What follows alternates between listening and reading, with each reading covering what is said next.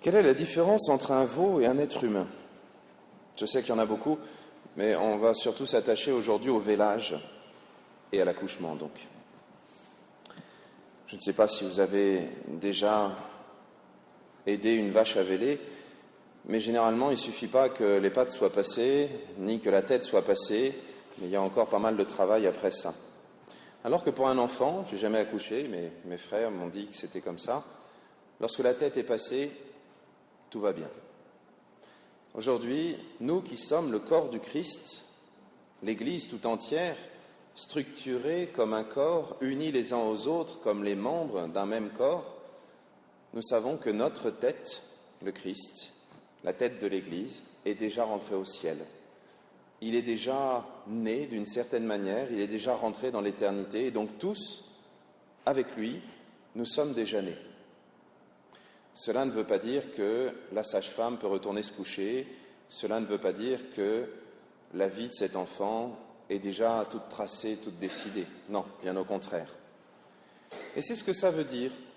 Nous-mêmes, nous sommes comme le reste du corps de l'Église, et même si nous savons que nous avons déjà notre place au ciel avec Dieu, eh bien on doit quand même encore sortir de ce monde qui nous paraît si douillet, mais qui pourtant n'est là que de manière temporaire, n'est là que pour nous aider à vivre, à naître, à vivre vraiment et éternellement. Pour reprendre l'image du veau, nous pourrions penser qu'aujourd'hui, notre mission, c'est, comme les épaules pour le corps sont le symbole de la force, nous avons encore besoin par notre force, par notre conviction, par notre travail, de sauver l'Église. Non, le bon Dieu l'a déjà sauvée. Et il ne nous demande pas d'être ni les plus forts, ni les plus nombreux, ni les... Non, on n'a pas besoin de ça pour être sauvés. Mais parce que nous savons que nous sommes sauvés, nous devons chercher au maximum à attirer tous nos frères au Christ. Nous devons au maximum les aider à naître avec le Christ. Cette image du corps nous dit quand même quelque chose d'important. Nous sommes unis au Christ, nous sommes totalement unis à lui, et c'est lui qui est notre vie. Je sais, le principe vital dans le corps, on peut le placer à plusieurs endroits, on peut dire que c'est le cœur, on peut dire que c'est beaucoup de choses. Mais dans l'Église, nous savons bien que c'est Dieu lui-même qui est notre vie. Une petite précision tout de même, lorsque le Christ rentre dans l'éternité, il ne fait que retourner à son état normal. Lui est Dieu depuis toujours et il sera Dieu pour toujours. Mais nous-mêmes, ce n'est plus malheureusement, depuis le péché originel, notre état normal que d'être dans la joie et dans le bonheur éternel. Mais depuis que le Christ s'est fait totalement l'un de nous, nous savons que nous avons à nouveau notre place. Cela, nous devrions le transmettre, le vivre chaque jour, en étant vraiment déjà ressuscités. Nous admirons souvent dans nos calendriers, aujourd'hui nous nous rappelons de l'un de ces apôtres qui est, comme quasiment tous les autres, mort, martyr. Nous nous rappelons dans nos calendriers de tous ces martyrs qui ont témoigné de leur foi avec un courage incroyable. Nous nous rappelons de ces saints, de ces saintes qui ont donné leur vie d'une manière presque aussi folle.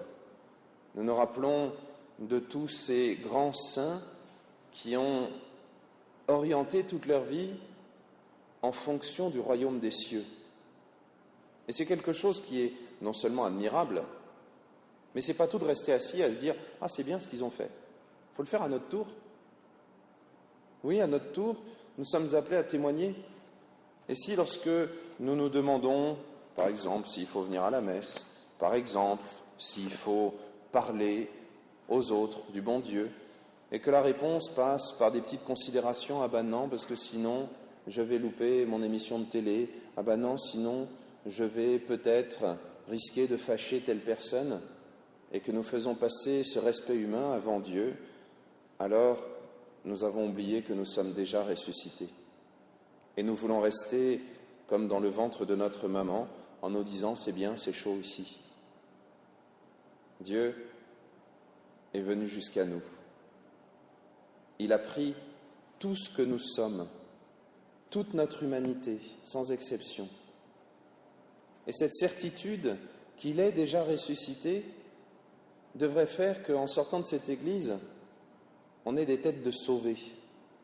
Rien ne devrait nous faire peur, ni la mort, puisque de toute façon elle nous fait rentrer au paradis, normalement, si j'ai bien fait mon travail, ni l'opposition, ni les voisins qui nous embêtent. Rien ne peut nous arracher à l'amour du Christ. Il a déjà gagné. On connaît déjà le résultat. Vous savez, c'est comme dans ces tournois de football, par exemple, où on a déjà tellement de buts d'avance que de toute façon, on sait qu'on a gagné. Eh bien, c'est bon, on peut aborder le reste de la compétition avec le sourire et au moins essayer de faire un jeu un petit peu joli. Eh bien, c'est ça qu'on devrait faire comme chrétiens. Vivre notre vie en gagnant, parce qu'on sait qu'on a déjà gagné. On peut demander ça à Dieu dans cette Eucharistie. Savoir vivre en vainqueur. Pas pour écraser les autres, parce qu'on a besoin de les attirer à nous, mais pour nous garder toujours notre cœur auprès du bon Dieu. Oui, nous sommes encore les pieds sur terre, mais notre tête est déjà largement au-dessus des nuages. Elle est largement au-dessus de toutes les bêtises qui peuvent encore malheureusement nous atteindre. Notre tête est déjà auprès de Dieu, ancrée en Dieu. Alors que cette fête de l'Ascension soit un avant-goût de l'éternité pour nous, qu'elle soit l'occasion de nous rappeler que nous sommes sauvés. Amen.